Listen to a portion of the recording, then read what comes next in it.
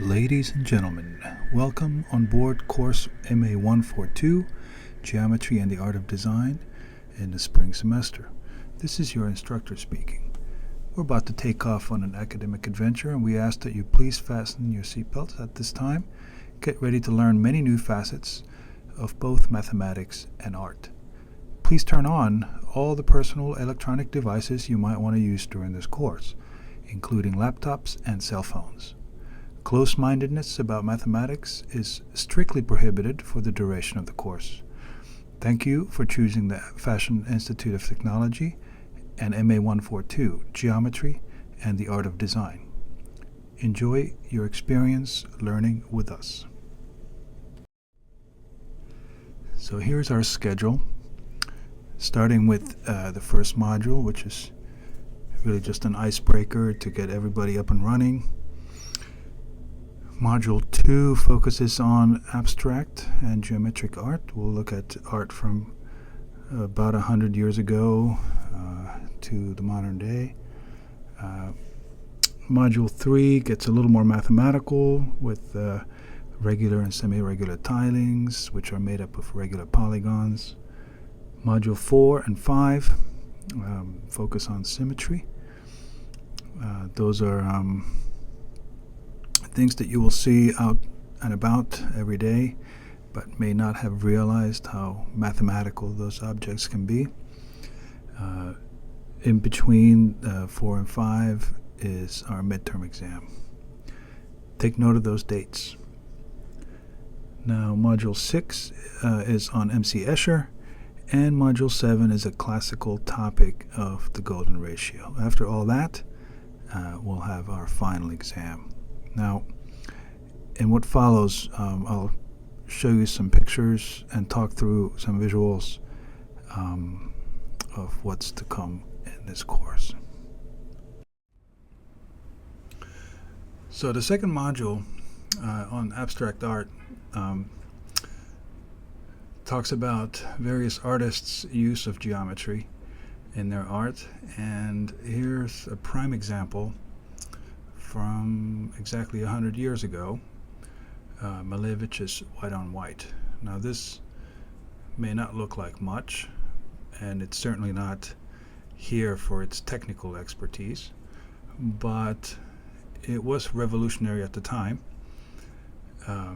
It held, and this artist held, that geometric forms as supreme to anything representational.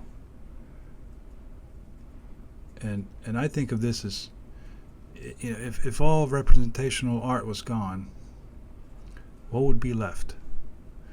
If there was a nuclear blast, what would be left? Some people say the cockroaches. I say geometric forms.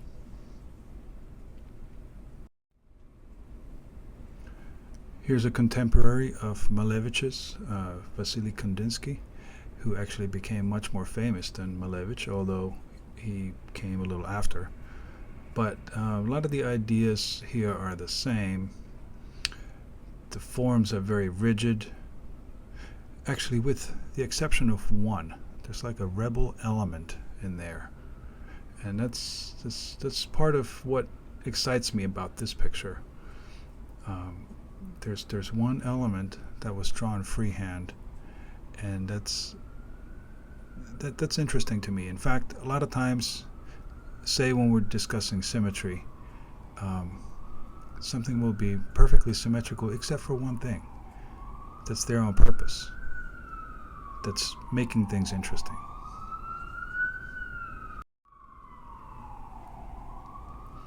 If you're getting into the field of graphic design, or if you're just interested in it, you might want to keep this name Rodchenko on the top of your mind, because this man essentially invented the field of graphic design. This collage here, this photograph, and put together with these geometric forms, is a nice example of the kinds of stuff that he was doing just about 100 years ago, and really started mass producing fine art, and that sort of thing hadn't been done before. And making posters and advertisements and book covers and these things um, was a new thing, or using fine arts in those kinds of objects was a new thing. And Rodchenko was the inventor of graphic design in that sense. Module 3 talks about how polygons fit together, how regular polygons fit together to make regular tilings and semi-regular tilings. This is when you have more than one type of regular polygon in a repetitive pattern.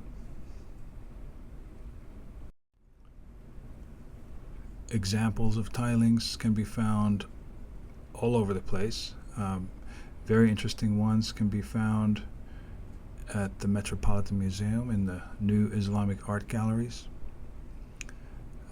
There are examples of all kinds of patterns, and many of these patterns can be analyzed for their symmetry.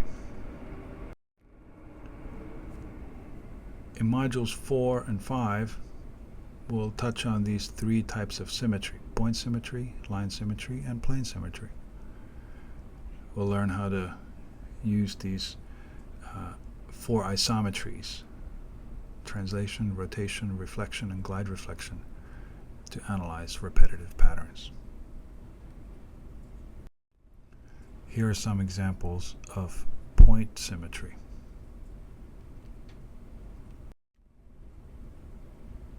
And here is something that a student submitted for their project on point symmetry.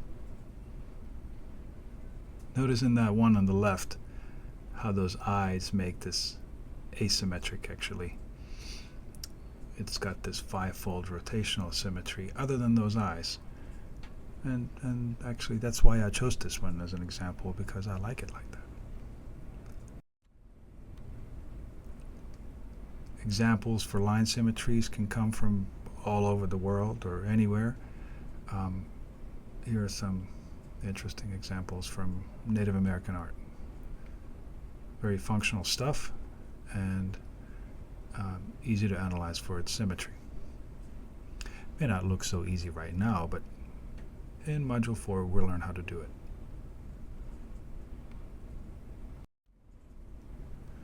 Here's some student work.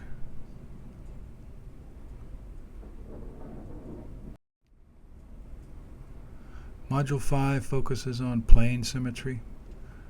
This one is a planar pattern from about 2,000 years ago from Egypt.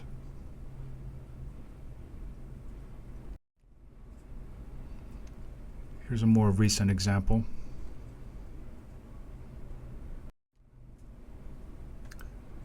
Here's something that a student turned in as part of their project. These kinds of patterns can be created with the help of computers, and that's a lot of times the best way to do it. Certainly less time consuming than to try to do it by hand.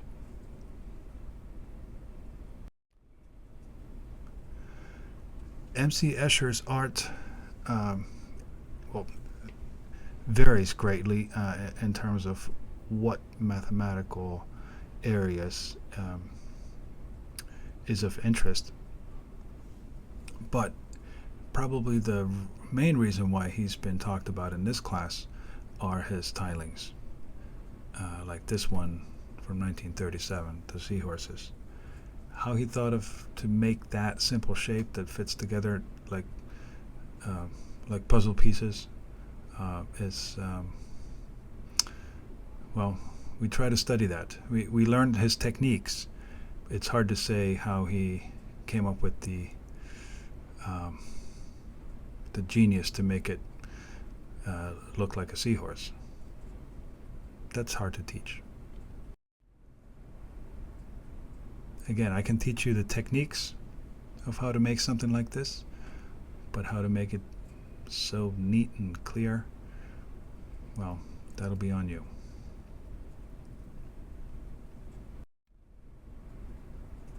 The last module is on the golden ratio, and we go all the way back to Da Vinci and actually even before that to look for examples. And here's something a student turned in. The projects can be almost anything as long as they use these ideas that we talk about in class.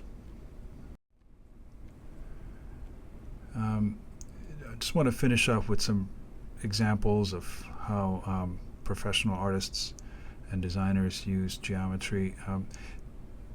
This person is one of my current favorites, Oliver Eliasson. He's had shows here in New York and all over the world. This one's called, it's from a collection entitled The Listening Dimension. Now here's something a little more fashion related. The late, great McQueen, using some ideas from MC Escher.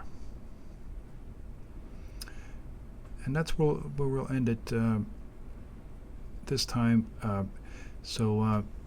I wish everyone a wonderful semester, and of course, as always, don't hesitate to ask me if you have any questions.